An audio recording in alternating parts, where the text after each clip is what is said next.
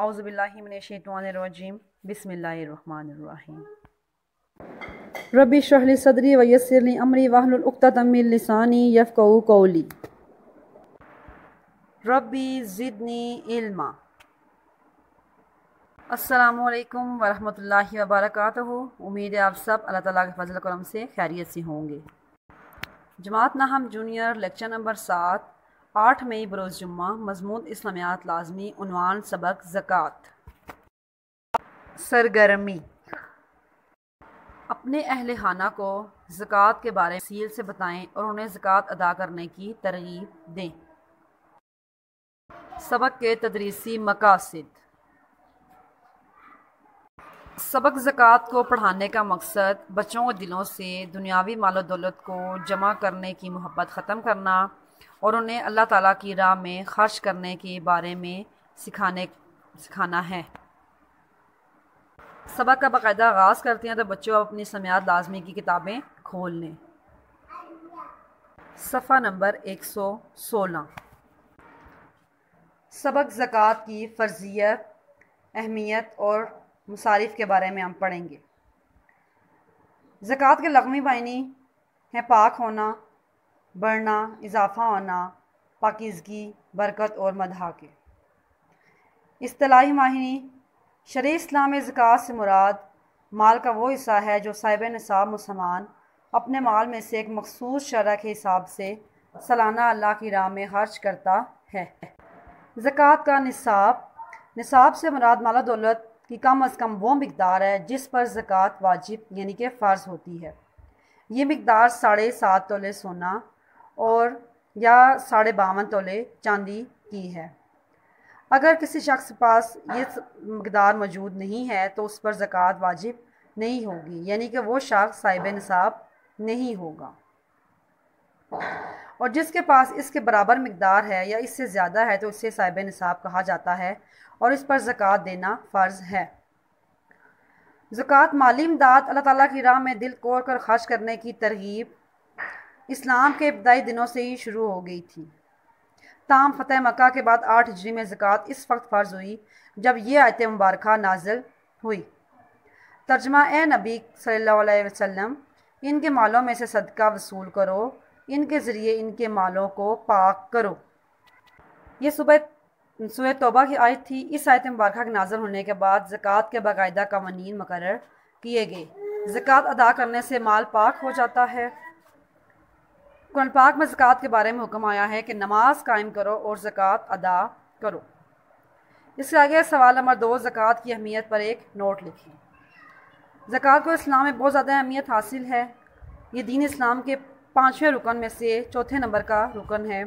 قرآن کریم میں نماز کے بعد سب سے زیادہ تاکید زکوٰۃ کی گئی ہے۔ زکوٰۃ مالی عبادت ہے۔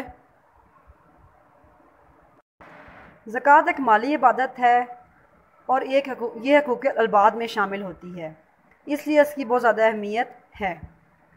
نبی کریم صلی اللہ علیہ وسلم کی زکوٰۃ کے بارے میں بہت سخت تاکید تھی۔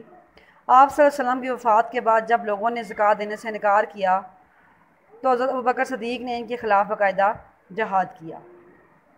زکوٰۃ امداد باہمی کا ذریعہ ہے۔ اس طرح معاشرے میں ایک دوسرے کے ساتھ ہمدردی، احترام اور باہمی محبت کے جذبے کو فروغ ملتا ہے۔ زکوٰۃ غربا کو تقسیم کی جاتی ہے۔ اس طرح دولت امیروں کے پاس جمع ہونے کے بجائے گردش کرتی ہے اور معاشرے کی معاشی حالت مجموعی طور پر بہتر ہو جاتی ہے۔ زکوٰۃ نہ ادا کرنے والوں کو اللہ تعالیٰ نے قرآن میں سخت وعید سنائی ہے۔ اس کا اندازہ قرآن کریم کی ان آیات سے کیا جا سکتا ہے جس میں اللہ تعالیٰ نے ارشاد فرمایا۔ ترجمہ: وہ لوگ سونا چاندی جمع کر کے رکھتے ہیں اور اسے اللہ کی راہ میں خرچ نہیں کرتے، انہیں دردناک عذابی خبر سنا دیجیے۔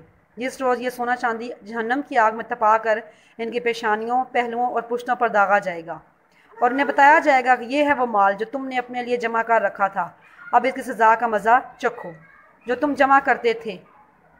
زکوٰۃ کی اہمیت کے پیش نظر ہمیں چاہیے کہ ہم اپنے مال میں سے پورا حساب کرنے کے بعد باقاعدگی کے ساتھ ہر سال زکوٰۃ ادا کریں۔ اس سے نہ صرف ہمارا مال پاک ہو جائے گا بلکہ اس میں برکت بھی ہوگی اور غریبوں کی کفالت بھی ہو سکے۔ سوال نمبر 3، قرآن تعلیمات کی روشنی میں زکوٰۃ کے مصارف بیان کریں۔ مصارف کے معنی ہیں زکوٰۃ خرچ کرنے کی جگہ، یعنی زکوٰۃ کا مال جہاں خرچ کیا جا سکتا ہے، انہیں مصارف زکوٰۃ کہتے ہیں۔ دوسرے لفظوں میں مصارف زکوٰۃ وہ لوگ ہیں جو زکوٰۃ کے مستحقین ہوتے ہیں۔ قرآن پاک میں ارشاد ہے، ترجمہ: زکوٰۃ غریبوں، مسکینوں، محکمہ زکوٰۃ میں کام کرنے والوں اور ان لوگوں کے لیے ہے جن کے دلوں کو اسلام کی طرف سے مائل کرنا مقصود ہو، اور گردن چھڑانے، قرضہ ادا کرنے والوں، اللہ تعالیٰ کی راہ میں اور مسافروں کے لیے اللہ کی طرف سے مقررہ فریضہ ہے، اور اللہ بہتر جاننے والا اور حکمت والا ہے۔ اس آیت مبارکہ کی روح سے درجہ ذیل 8 مصارف زکوٰۃ کی نشاندہی کی گئی ہے، یعنی کہ یہ 8 لوگ زکوٰۃ کے حقدار ہیں، ان لوگوں کو زکوٰۃ دینی چاہیے: فقراء، مساکین، عاملین، مؤلفۃ القلوب، رکاب، غارمین، فی سبیل اللہ، ابن السبیل۔ اگر زکوٰۃ کی رقم درج بالا 8 قسم کے لوگوں میں تقسیم کی جا سکتی ہے۔ زکوٰۃ دیتے وقت اپنے قریبی رشتہ داروں کو ترجیح دینی چاہیے۔ اس طرح جو لوگ بڑھ کر ہاتھ نہیں پھیلاتے اور غریب ہونے کے باوجود خوددار اور غیرت مند ہوتے ہیں، انہیں تلاش کر کے زکوٰۃ و صدقات دیے جا سکتے ہیں۔ زکوٰۃ دینے سے نہ صرف اللہ تعالیٰ کی رضا حاصل ہوتی ہے بلکہ مال بھی پاک ہوتا ہے اور اس میں برکت بھی ہوتی ہے۔ سوال نمبر 4، زکوٰۃ نہ ادا کرنے والا کو قرآن پاک نے کیا وعید سنائی ہے؟ اس کا جواب سوال نمبر 2 کی ہیڈنگ نمبر 8 میں دیکھیں۔ سبق زکوٰۃ مشقی و مروزی سوالات کے ساتھ یاد کرنا اور رف رجسٹر پر خوشخطی کے ساتھ لکھنا ہے۔ امید ہے آج کا لیکچر آپ کو اچھے طریقے سے سمجھ آ گیا ہوگا۔ اپنے لیکچر کا اختتام دعا کے ساتھ کرتی ہوں۔ دعا پڑھ لیں۔ سبحانک اللہم و بحمدک، اشہد ان لا الہ الا انت، استغفرک و اتوب الیک۔